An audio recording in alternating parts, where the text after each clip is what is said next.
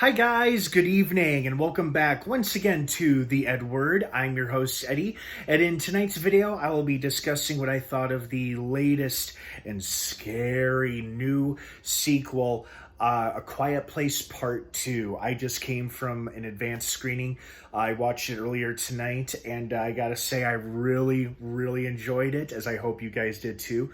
Now, before I begin, of course, please be warned, this is a spoiler-filled review, so if you have not seen A Quiet Place Part 2 and you plan to this weekend, do not keep watching or listening to this video, as I will be discussing spoilers, big plot details, juicy spoilers, all that jazz. So, you have been warned, spoiler warning is issued, let's get right back into it.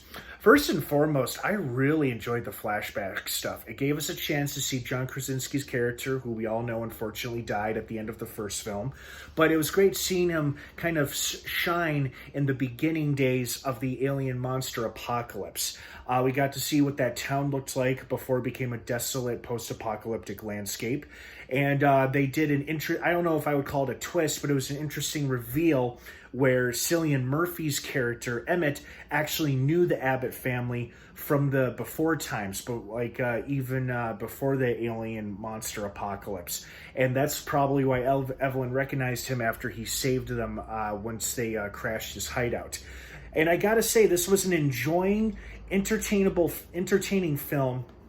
And the only thing that was a little bit of a bummer to me was that it was good, and there were definitely moments that kind of made me jump in my seat, but because I had seen a movie like this before, which was the first Quiet Place film, I kind of knew or guessed as to what to expect from it, so it wasn't as scary or shocking as I was hoping it would be. It still had scares, it still had shocks, and I think they substituted horror for action and excitement, and that's not necessarily a bad thing, because I really did love how exciting it was. There were some awesome sequences of chaos, destruction, and alien monsters eviscerating and killing people. That was exciting. That I really enjoyed. The other thing that I kind of didn't like about it is how Emily Blunt's character is not necessarily sidestepped, but the focus isn't as much on her as it was in the first film.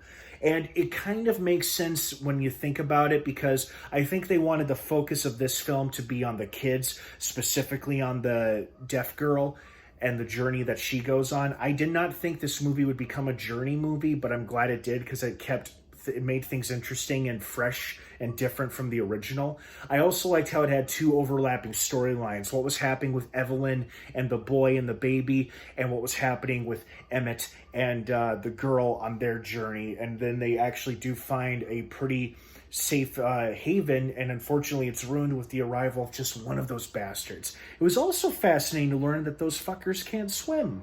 So that was interesting. It would explain why all those people lasted as long and as happily as they did on that island up until that moment. I really also enjoyed the scene where the feral survivors come out of hiding, trap Emmett and the girl, but then I also loved how Emmett kind of weaponizes the alien monsters to their advantage to create chaos for them to escape the feral people, and how he stabs the one leader prick right in the leg. And of course, we just see him brutally torn apart by one of the alien monsters. And throughout the film, up until the scene that actually gave me the answer, I thought, are these creatures like solitary creatures where they just don't work together or interact with one another at all? And then on the marina, we actually see two of them not standing, but being right next to each other side by side as they look for more people to kill. So maybe they just give each other a wide berth, or maybe they just, because they can't see at all, that they don't even know or even aware of each other's presence. Although when the one fell in the water, the one that was stuck on the boat and ended up on the island did seem concerned that its buddy wasn't resurfacing, and it was almost moving its big arms around like it was trying to reach for its friend that was apparently drowned. But that answered that question, because up until that moment, I thought to myself, God, are these creatures just solitary predators, or do they ever work together or hunt together? And that was the answer to that. So, like I said, didn't really like that Emily Blunt was kind of sidestepped for this film, even though they gave her some great scenes and plenty to do. but I also do kind of get it if they wanted to change focus from the first film to the new film and have it be centered on her daughter and her son, since they both got some pretty awesome kills in at the end of the film. Yeah, they repeated a beat from the ending using her hearing aid and, just hurting the hell out of those creatures, but it was still pretty fucking cool. So overall, really enjoyed it, liked it very much. I loved how exciting and action-packed it was, and it was a nice change up from the first film, and I hope you all enjoyed it as well.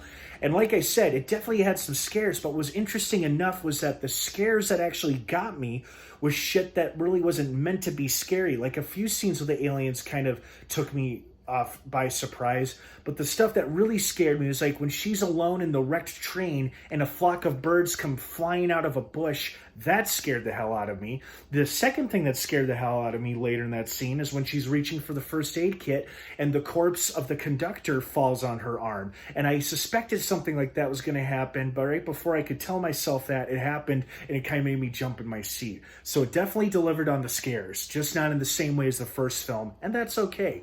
Well, I hope you all enjoyed this movie as much as I did. What did you think of it? I'd love to hear your thoughts and your opinions down below in the comments section. Thank you so much for watching. Have an awesome rest of your night. A Quiet Place Part 2 is now playing in theaters. Have a good one, everybody. Thanks for watching. And of course, until next time, may the Force be with you.